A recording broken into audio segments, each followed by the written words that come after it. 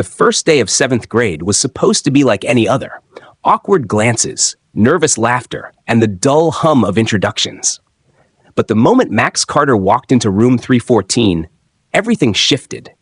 The air felt thick, almost suffocating, and there was a coldness in the room that made him uneasy.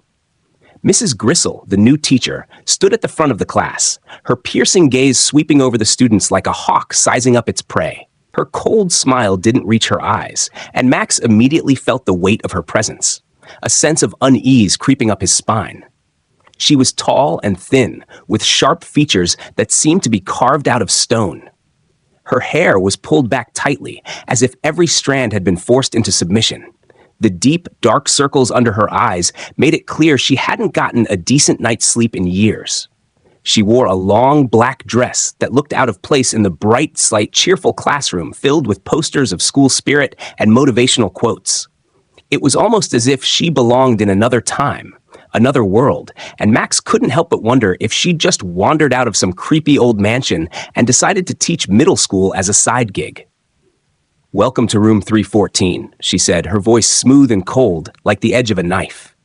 "I'm Mrs. Gristle. I don't believe in wasting time, so we'll get right to work." Max exchanged uneasy glances with his best friends, Jenny and Leo, who had been assigned seats next to him. Jenny, the pragmatic one, looked as if she was already calculating how long they would have to endure Mrs. Gristle's icy stare. Leo, ever the joker, was trying to stifle a snicker, but quickly stopped when Mrs. Gristle's gaze flickered toward him. Max could almost feel the air shift in the room, growing heavier as she turned her attention back to the board. She began writing something on the chalkboard in a hurried, almost frantic manner, her hand moving too quickly for the students to follow.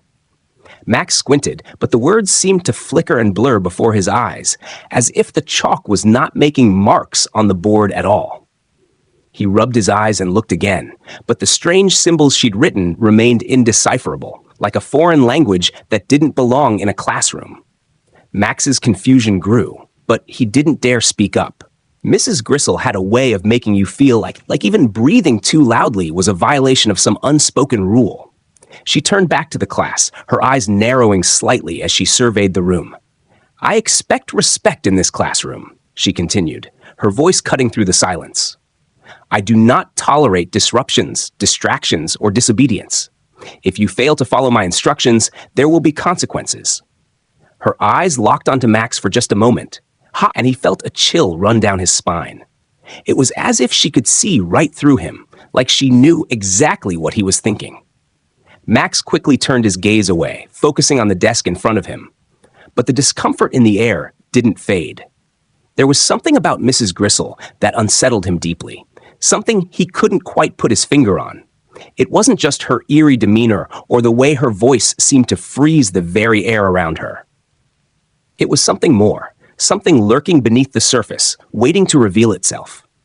The bell rang, signaling the end of the first class, but Max was in no rush to leave. He didn't know why, but he felt drawn to Mrs. Gristle's desk, as if it held some secret he had to uncover. As he stood up to gather his things, his eyes were drawn to the corner of the room where an old wooden door stood slightly ajar.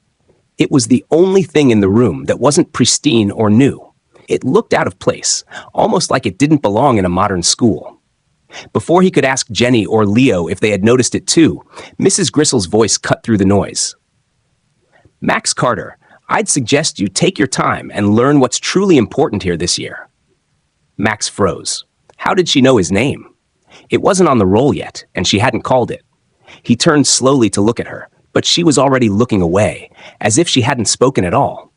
The warning hung in the air, and Max had no idea what he was getting himself into. He had only just met Mrs. Gristle, but he already felt that the strange and unsettling atmosphere in the room was a prelude to something much darker. Something he would soon find himself drawn into, whether he wanted to or not. The next day, Max couldn't shake the unease he felt after his first encounter with Mrs. Gristle. As he walked into room 314, the air seemed just as heavy, if not more so. The walls, once decorated with colorful posters and welcoming phrases, now seemed dull and lifeless, their brightness swallowed by the darkness that seemed to creep in from every corner of the room.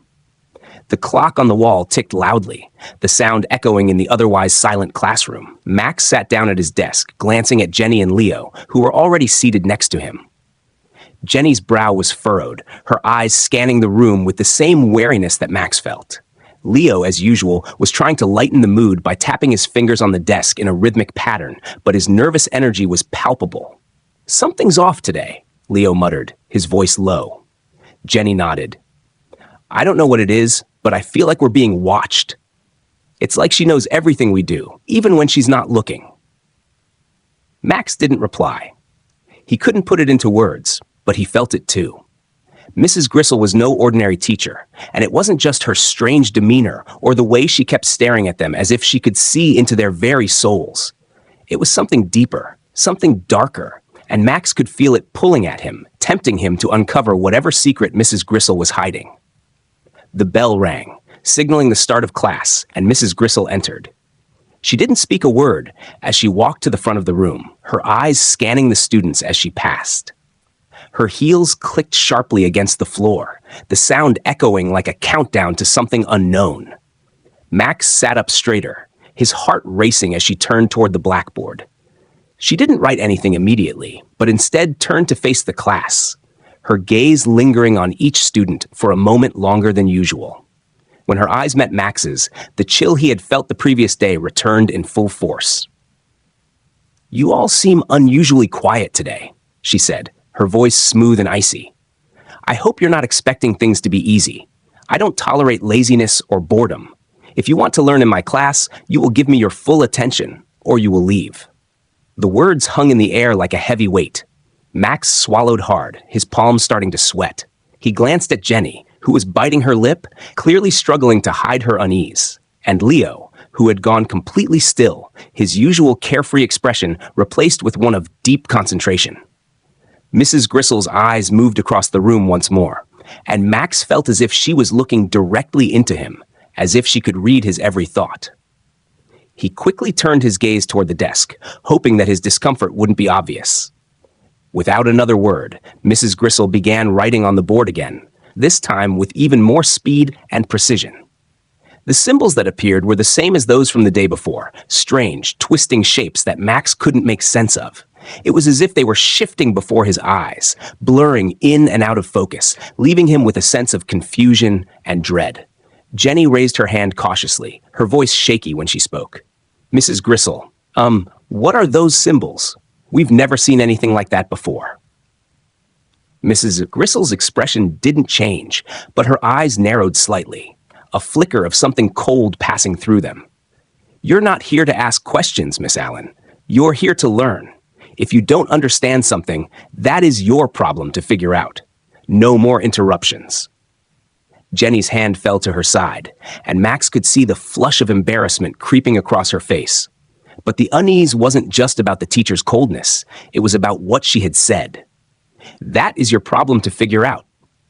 It was a warning, but Max couldn't understand why it felt like a threat. The rest of the class proceeded in an oppressive silence, the only sounds coming from the erratic scribbling of Mrs. Gristle's chalk against the board and the occasional shuffle of papers. Max's mind raced, but he couldn't focus on the lesson. He couldn't stop thinking about the strange symbols, the way they seemed to pulse with energy, as if they were alive. And there was the door that had caught his attention the day before. It stood slightly ajar, as if inviting him to discover whatever was hidden behind it. Max's curiosity grew with each passing moment, but so did his fear. There was something dangerous about Mrs. Gristle, something that made him feel like he was being drawn into a web he didn't fully understand. He couldn't shake the feeling that room 314 held a secret, something dark and ancient, that Mrs. Gristle was hiding, and he was getting closer to uncovering it. Finally, the bell rang, signaling the end of class. The tension in the room lifted, but only slightly. As Max gathered his things, he couldn't help but glance at the door again. It remained slightly open, as if waiting for him. His heart raced as he made his way to the door, and he couldn't ignore the sense that something was calling him to explore it. Whatever secret Mrs. Gristle was hiding, Max was determined to uncover it. But he couldn't help but wonder if doing so would come at a cost he wasn't prepared to pay. The days that followed seemed to drag on endlessly, each one feeling heavier than the last. Max couldn't shake the feeling that something was off, that he was being pulled into something far beyond his understanding. The more time he spent in room 314, the more he felt like a pawn in some sinister game. It wasn't just Mrs. Gristle's unsettling presence or the strange symbols on the blackboard. It was the way the classroom itself seemed to warp around him, the air thick with a sense of foreboding that didn't let up. By the third day, Max, Jenny, and Leo had grown more and more aware of the oddities surrounding them.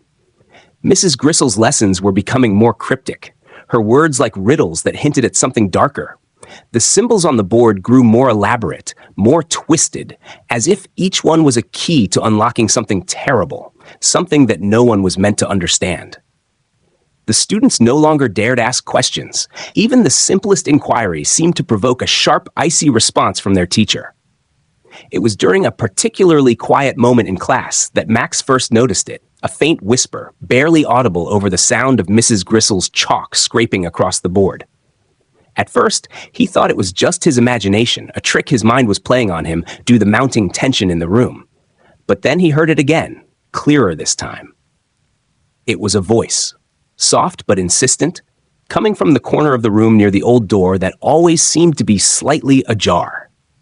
Max's eyes darted toward the door, but Mrs. Gristle was standing right in front of it, her back to the class, as she continued writing her cryptic symbols.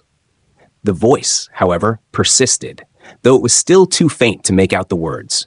Max's heart began to race. He wasn't sure if anyone else heard it, but he had the overwhelming sensation that someone, or something, was trying to get his attention. "What's going on?" Jenny whispered, her voice barely a breath. Max looked at her and saw that she, too, was looking toward the door with wide eyes. Her face was pale, and she clenched her hands into fists, as if trying to keep herself from shaking. Leo, on the other hand, looked more confused than scared, his brow furrowed as he glanced between the door and the front of the classroom. Max felt a chill run down his spine. It was as if the room itself was holding its breath, waiting for something to happen. He glanced at Mrs. Gristle, but she seemed oblivious to the strange atmosphere that had settled over the class. The whisper came again, louder now, and this time, Max was sure it was calling his name. Max. His blood ran cold. It was unmistakable. Someone, or something, was calling him. Before he could react, the door swung open just enough for Max to see inside. The space beyond was dark, far darker than it should have been, given that it was only a few feet away from the bright, well-lit classroom. Max could just make out shapes moving in the shadows, though they seemed to be more like shifting figures than solid objects. He felt drawn to it, like a moth to a flame, despite the overwhelming fear that gripped him. Max turned to Jenny and Leo, but they were both staring at the door now, their faces stricken with a mixture of fear and curiosity. Jenny's lips trembled as she whispered, "Do you think we should go in?" Max wasn't sure. Part of him wanted to ignore it, to push the strange pull away and pretend nothing was happening. But another part of him, the part that had been so intrigued by the mystery surrounding Mrs. Gristle and the classroom, felt compelled to find out what lay behind the door. Before he could answer, Mrs. Gristle's voice sliced through the air like a knife. "Max Carter, what is it that you're looking at?" Max jerked his head back to the front of the room, his pulse pounding in his ears. Mrs. Gristle's cold, sharp eyes were fixed on him, and for a moment, he felt like he was trapped in her gaze, like she could see through him and into every dark thought he had. The room was unnervingly silent, the weight of her stare like a physical presence. I wasn't looking at anything, Mrs. Gristle," Max stammered, trying to steady his breath. She didn't respond immediately. She simply continued to stare at him, her lips curling into a thin smile that sent a wave of unease through him. Max felt like he was being judged, like every move he made was under a microscope. The bell rang, signaling the end of class, and Mrs. Gristle finally turned away, her sharp heels clicking on the floor as she moved to her desk. Max felt an odd sense of relief, though it was mixed with a lingering dread. As the class filed out, Jenny grabbed his arm, her grip tight. "That door, it's not normal, Max," she said, her voice trembling. "There's something wrong with it, with her." Max nodded, his throat dry. "I know. I've been hearing something, voices, from behind the door." Jenny's eyes widened in shock. You heard it too? I thought I was going crazy. Cat Leo, who had been unusually quiet, spoke up then, his voice low. We need to figure out what's going on here. This place, it's not just a school. And Mrs. Gristle? I don't trust her. Max agreed. The feeling in his gut was undeniable now. Something dark was unfolding around them, and no matter how hard he tried to ignore it, he knew they were getting closer to something they weren't prepared for. The days after their unsettling encounter with the door seemed to stretch out like an endless night. Max, Jenny, and Leo couldn't focus on anything at school. Every moment was consumed by the mysteries of room 3114 and Mrs. Gristle's increasingly strange behavior. The whispers Max had heard continued to haunt him, always faint but persistent, always pulling him toward that dark, ajar door. It wasn't just a door anymore. It had become a symbol of everything they couldn't understand, everything they were too afraid to confront. But the feeling that something was calling them grew stronger, more urgent, with every passing day. On the fourth day, the tension finally reached its breaking point. Max had decided that he couldn't ignore it any longer. There was something in that room, something hidden away, something that could explain everything. The strange symbols, Mrs. Gristle's cryptic lessons, the voices that seemed to whisper his name. He had to know what lay behind the door. But this time, he wasn't going to face it alone. He had to tell Jenny and Leo, even though he knew they'd be just as afraid as he was. During lunch, Max found them at their usual table. Jenny was poking at her food, lost in thought, while Leo was attempting to balance a pencil on his nose. Max took a deep breath before speaking, knowing the weight of the words he was about to say would change everything. We need to go behind that door, Max said quietly, leaning in so no one else could overhear. Jenny's fork stopped halfway to her mouth, and Leo's pencil tumbled off his nose. For a moment, neither of them said anything. The air around them seemed to hold its breath, as if waiting for someone to speak. Are you serious? Jenny asked, her voice barely above a whisper. Max nodded. I don't think we have a choice. There's something back there, something important. We need to know what it is. Leo shook his head, looking skeptical. I don't know, man. That door's creepy. And don't get me started on Mrs. Gristle. She's not like any teacher I've ever seen. It's like she's always watching us.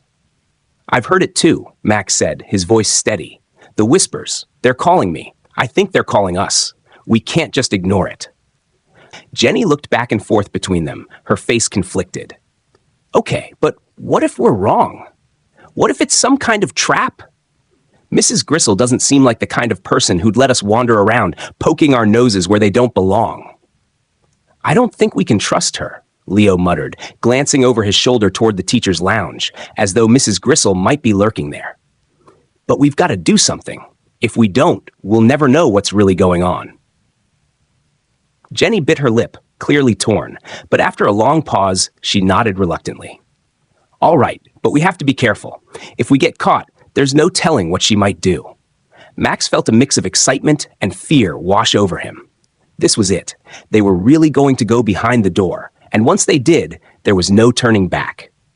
That afternoon, when the bell rang to signal the end of class, the three of them lingered behind, pretending to pack up their things. Max kept his eyes on the door, which was slightly ajar as it always was. Mrs. Gristle was sitting at her desk, her back to them as she scrawled something in her notebook. For a brief moment, Max thought he saw something flicker in the corner of his eye, something moving in the shadows behind the door. He swallowed hard, but forced himself to stay calm. Leo was the first to move, slinking toward the back of the room, while Max and Jenny followed close behind. They moved quietly, trying not to draw attention to themselves. As they passed their desks, Max felt a strange weight in the air, like they were being pulled toward the door. Jenny reached out and grabbed his sleeve, her hand trembling. Max, what if it's not a good idea? She whispered urgently. Max didn't answer. He couldn't explain why, but he felt like this was something they had to do. They had no choice. As they neared the door, Max's heart pounded in his chest, and for a moment, everything seemed to stop. The room was eerily quiet, and the whispering seemed to fade away, like the darkness itself was holding its breath. Max reached out and pushed the door open a little further, the creaking sound of the hinges slicing through the silence. As the door swung open, the shadows inside seemed to stretch outward, as if the darkness itself was alive. Max stepped inside, and his eyes struggled to adjust to the deeper darkness beyond. The room was small and cramped, with shelves lining the walls, each one filled with strange, old objects that Max couldn't identify. At the far end of the room stood a tall, ancient-looking mirror, its surface cracked and warped, reflecting nothing but darkness. Max's breath caught in his throat. There was something wrong with that mirror.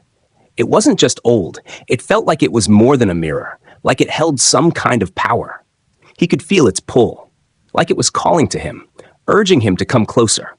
He stepped forward, his feet moving on their own, and the air around him grew cold. Jenny and Leo stayed at the door, their faces pale with fear. "I don't like this, Max," Jenny said, her voice trembling.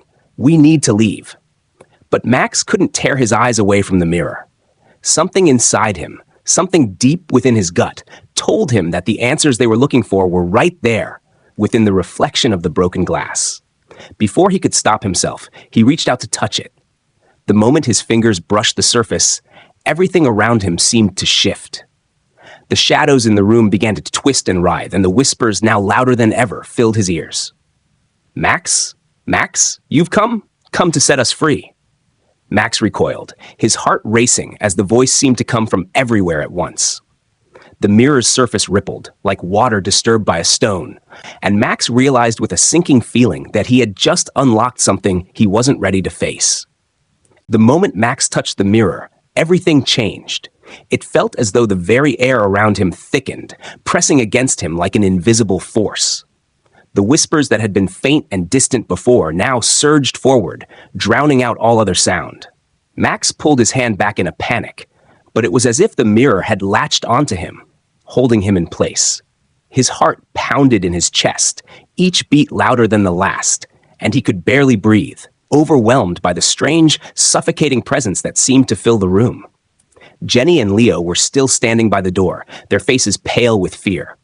Max could see their mouths moving, but the sound of their voices was drowned out by the cacophony of whispers. He could no longer make out the individual words. They all blended together, a unified chant, but one phrase stood out, ringing clear above all the rest. "Set us free." The chill in the room deepened, and Max shivered uncontrollably, his eyes wide with terror. What was happening? What had he unlocked? He instinctively took a step back, but the mirror's surface rippled once again, pulling him in. The shadows around him seemed to reach out, swirling like dark tendrils, and the room began to feel smaller, more confined. It was as if the space was bending around him, becoming something else entirely. "Max! Max! What did you do?" Leo's voice finally broke through the overwhelming whispers. His words were frantic, and Max could hear the tremor in his voice. Max tried to respond, to tell them that he didn't understand, that it wasn't his fault, but his throat was constricted. The words caught in his chest. His legs felt heavy, and the ground beneath him seemed to shift, as though it was no longer solid. He reached out for something, anything to hold on to, but the air around him seemed to warp, distorting the classroom into a surreal, nightmarish version of itself. Jenny's voice pierced the fog of confusion. "Max! Look out!" Before Max could react, something dark surged from the mirror. It wasn't solid, but it was real. He could feel the cold, clammy tendrils brush against his skin, wrapping around him like a cold, suffocating fog. Panic surged through him as he realized that it wasn't just the mirror that was alive, it was everything in the room. The darkness, the shadows, they were all connected, feeding off the power that had been unleashed. "Get away from the mirror!" Jenny cried. She was moving toward him now, despite the fear in her eyes. Leo was close behind her, looking as if he might bolt at any moment. Max tried to pull back, but the shadows held him in place, tightening their grip. The whispers grew louder, the voices now frantic, filled with longing and hunger. They weren't calling for freedom anymore. They were calling for him. "Help us. Help us, Max." Max's head was spinning, and he struggled against the shadows, but the more he fought, the tighter they became. It was as if the darkness was feeding off his fear, growing stronger with each passing second. His hands were numb, and his vision blurred as the world around him continued to distort. The classroom, the walls, the door, it all seemed to shift and bend like he was trapped in some otherworldly dimension. Then, through the haze of confusion and fear, Max saw something. A flicker of light in the darkness, a crack in the shadows. The light seemed to pulse, beckoning him, and instinctively, he reached for it. As his fingers brushed the light, the shadows recoiled, shrinking back like creatures afraid of the light's power. "Max!" Jenny shouted, her voice breaking through the chaos. "You have to fight it! We're losing you!" With every ounce of strength he had left, Max yanked himself away from the mirror, away from the darkness that had almost consumed him. The shadows resisted, but with one final push, he broke free. The mirror's surface rippled once more, and the voices screamed in frustration as Max stumbled back, his body trembling with fear and exhaustion. Jenny and Leo were at his side in an instant, pulling him away from the mirror, guiding him back toward the door. Max felt disoriented, as if the room itself were still spinning, but slowly, the darkness seemed to recede, the oppressive weight lifting off his chest. When they reached the door, Max looked back one last time. The mirror was once again still, its surface now normal, reflecting nothing but the shadows of the room. But Max knew that whatever had been unleashed had not gone away. The whispers, the darkness, it was still there, lurking beneath the surface, waiting for the right moment to return. "Are you okay?" Jenny asked, her voice soft with concern. Max nodded, though he wasn't sure if he was truly okay.